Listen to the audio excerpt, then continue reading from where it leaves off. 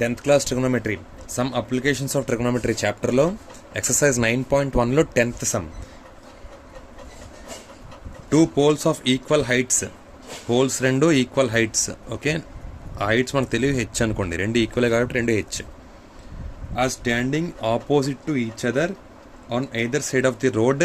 Road అంతా 80 meters wide, road 80 meters wide total ఈ road అంతా, okay. From a point between them, ఒక point between them, angle of elevation of top of the both poles are 60 degrees 30 degrees, okay.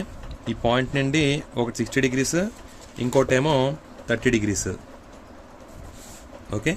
ఇది 60 degrees, same point నుండే 30 degrees.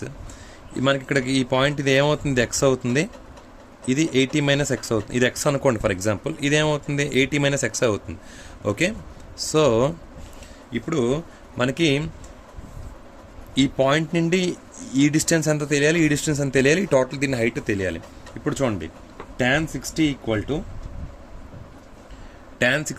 To opposite by 60 degrees, ఈ opposite angle ఇక్కడ తీసుకుంటే opposite by adjacent h/x, okay. tan 60 అంటే √3, tan 60 equal to opposite by adjacent h/x.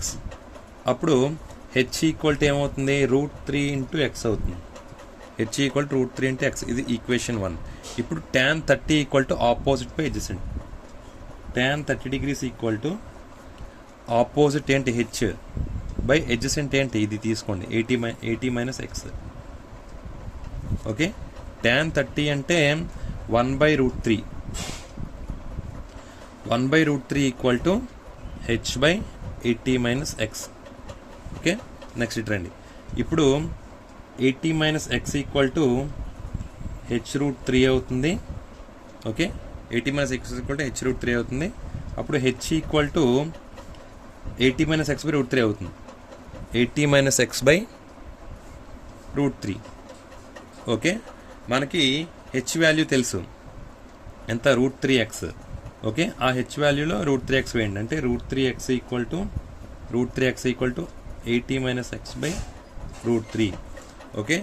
దీన్ని మనం మళ్ళీ ఎలా రాసుకోవచ్చు, ఇది వెళ్ళిపోతే √3x × √3 అవుతుంది, అంటే √3x × √3 equal to 80 - x, okay. √3x × √3 అంటే 3 × 3, √3 × √3 హోల్ స్క్వేర్ 3 అవుతుంది, 3x అవుతుంది. ఈ -x ఇటు వస్తే +x అవుతుంది, equal to 80, okay. 4x equal to 80, x equal to 80/4, x equal to 20, అంటే x ఈక్వల్ టు 20 meters, ఇది 20 meters, ఓకే. సో 80 ఇది 20 meters, ఓకే. x 20, 80 - x అంటే 80 - 20 60, h కావాలంటే h ఈక్వల్ టు √3x కదా, √3 × 20, ఇది answer. 20 √3 h answer. Subscribe to my channel. Thank you.